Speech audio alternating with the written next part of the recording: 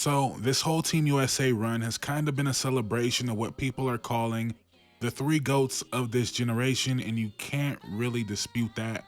But to me, it's really Steph and LeBron and then KD. And if we're being real, it's LeBron and then Steph and then KD. LeBron deserves that tier one all to himself. But to me, those two guys and their resumes are unimpeachable. Even if you want to discredit Steph for the two KD rings, well, he got two without KD. If you want to discredit LeBron for the Miami run, well, he got two without Miami. Whereas you look at KD and what he's done without Steph Curry, well, I'm kind of stating the obvious there.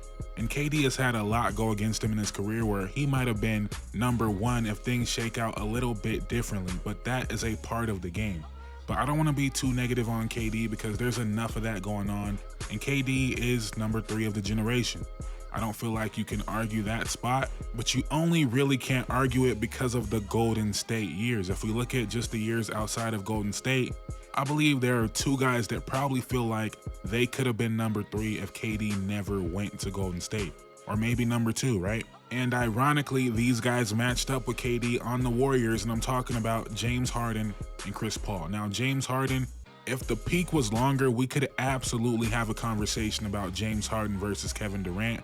But the peak just wasn't long enough considering Kevin Durant was great before James Harden became great, and Kevin Durant is still great while James has fallen off just a little bit, although I do feel like people over-exaggerate the fall off of James Harden, still a very good NBA player.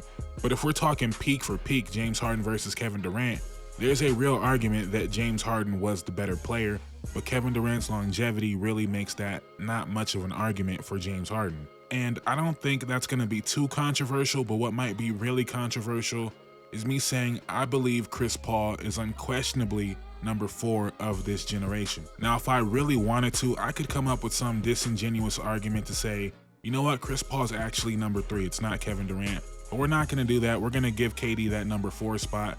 That would be, again, a disingenuous argument. And how I make these videos, I come up with an idea or come up with a point, and I argue it against myself and say, do I really believe that? And no, I don't believe Chris Paul is ahead of Kevin Durant, but I do believe he's right there on KD's heels for number 3 of this generation. And if I'm Chris Paul, I probably really believe if KD never went to Golden State, I might be number 2 of this generation. And it's really funny how Steph Curry just came and emerged seemingly out of nowhere, but we know it wasn't out of nowhere, and Chris Paul definitely knows it wasn't out of nowhere. But think about it, Steph Curry just snatched the best point guard in the NBA from Chris Paul. He snatched the second best player in the NBA from Kevin Durant. He snatched a couple MVPs from James Harden. And I was just randomly thinking about this the other day. I know it's kind of a tangent. We'll get back to Chris Paul in a second. But you guys remember when James Harden was the chef? When James Harden did the cooking up, celebration after every shot, and there were so many photoshops with James Harden with a chef hat on. Then all of a sudden Drake drops 0 to 100 and everyone's calling Steph Curry Chef Curry. You guys remember? That's kind of crazy. What happened to James Harden with the... Anyways, back to Chris Paul. And something he has in common with Kevin Durant is injuries, and injuries taking him out at the worst possible times. But something I always point to as a huge accomplishment for Chris Paul, and you guys might not care about this, but 2 back-to-back years, first round series, right? He beats the Spurs in the first round the year after the Spurs beat the Miami Heat in the finals. You guys remember the game winner on one leg, crazy shot, right? The next year, he beats the Golden State Warriors the year before they win a championship. So that lets you know how crazy this Western Conference was, and we're not even talking about James Harden's Rockets or Kevin Durant's Thunder in this equation, right? He beats the Spurs the year after they win, and he beats the Warriors the year before they win. He beat 2 championship-level teams, but it happened in the first round, so he's never going to get the credit he might deserve for those runs. You might argue the Warriors weren't a championship-level team. They hadn't proven it yet. You might be right, but I think it was pretty clear that Warriors team was ready. It was pretty clear that Clippers team was amazing. But it should be noted that Andrew Bogut was hurt in that series, and I do believe the Warriors win that series if Bogut was healthy, but that's a subject for another day. Another crazy stat, another crazy feather in the cap of Chris Paul is plus-minus, right? If we look at the highest plus-minus since 2009, which is the year James Harden and Steph Curry were drafted, it is LeBron James, it is Steph Curry, it is Chris Paul. Then it's Kevin Durant, then it's James Harden. Crazy, the 5 best players of this generation.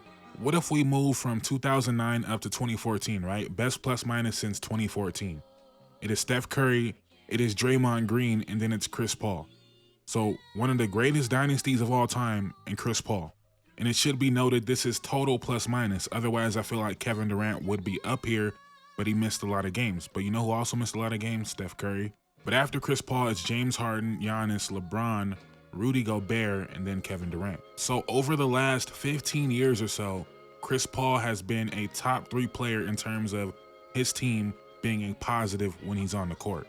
In a quick comparison to KD, they both have 11 All-NBA selections, which is the most of all these players we're talking about besides LeBron James. Obviously, hopefully Steph Curry makes another one this year and ties them at 11, although Kevin Durant might make another one. But what about the other side of the ball? Chris Paul is a 9-time All-Defensive player. That's more than Michael Cooper. That's more than Draymond Green. That's more than Dennis Rodman. That's more than Rudy Gobert right now. Chris Paul is a 9-time All-Defensive player. Same amount as Michael Jordan. The only players in NBA history with more all-defensive teams are Tim Duncan, Kobe Bryant, Kevin Garnett, Kareem, Bobby Jones, and Scottie Pippen. That's it. He's tied with Dennis Johnson, Michael Jordan, Jason Kidd, Hakeem, and Gary Payton. Are you serious? I really don't understand the disconnect on Chris Paul, and I'm not a Chris Paul fan. I didn't grow up a Chris Paul fan. I seen Chris Paul play 3 times live, I believe. I grew up in Southern California, couldn't afford Lakers games, so went to a couple Clippers games, and still I was never the biggest Chris Paul fan. But as I got older and went back and watched and understood the control he has over the game, like, he's really one of the greatest of all time, and I really believe he's number 4 of this generation. And I know he doesn't necessarily have the playoff wins or playoff resume, but he's an all-time great playoff performer as well. Unfortunately, there are 2 moments that he will never live down, being the 3-1 collapse against the Rockets and the crazy turnover situation against OKC. But that 3-1 against the Rockets, I know Warriors fans are, they're gonna say they were gonna win regardless, but trust me, they were a lot more afraid of Chris Paul in that situation than James Harden. I consider myself a Pelicans fan, which is odd because I wasn't a fan when Chris Paul was on the Hornets. Long story there. But I seen Chris Paul have one of the greatest playoff performances of all time against us when he knocked down, was it 14 straight jumpers in a row? He went 14 of 14 for the game with Herb Jones guarding him. Now, it was a rookie Herb Jones, so it's not the biggest accomplishment, but it is what it is, right? And I don't really know. I was just watching the Olympics and the celebration, and I just started feeling bad for Chris Paul for some reason, because he really deserves to be in this conversation.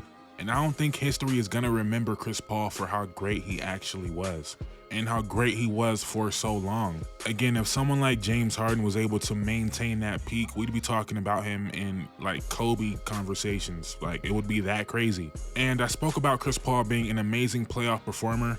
He might be one of the only guys whose scoring went up along with his efficiency in the playoffs. And I'm not gonna lie, there was a part of this video that was born out of just being a hater, right? Looking at Kevin Durant and thinking, man, if he never went to Golden State, how would the NBA whole landscape look different? And I'm not a Golden State Warriors fan. I am a Steph Curry fan though.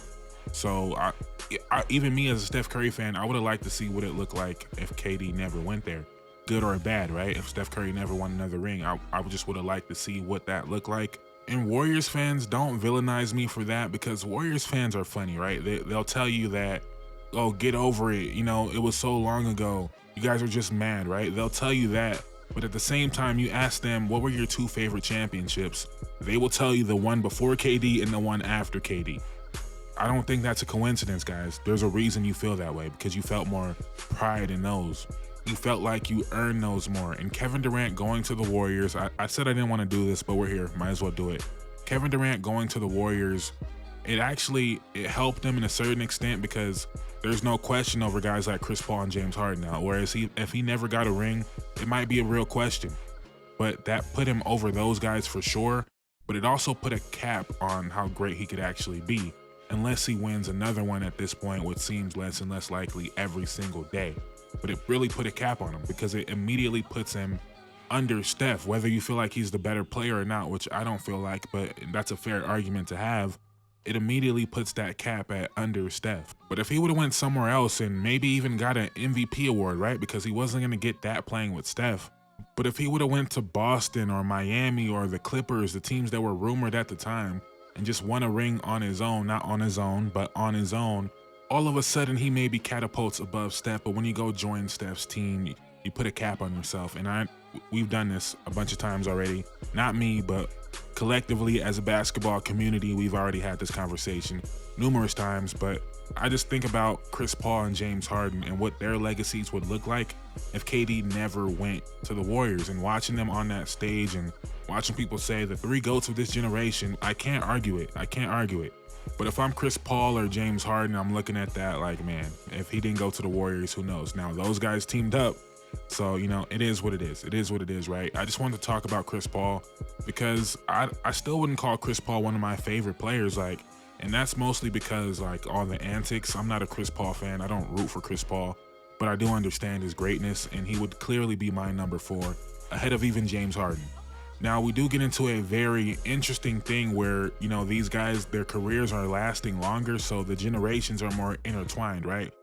Because KD might play 3-4 more years, and in 4 years, Jokic will be 33, yet it doesn't seem like they're in the same generation at all. So the longer these guys are playing, the more these generations are overlapping, the more difficult it's going to be to have these conversations.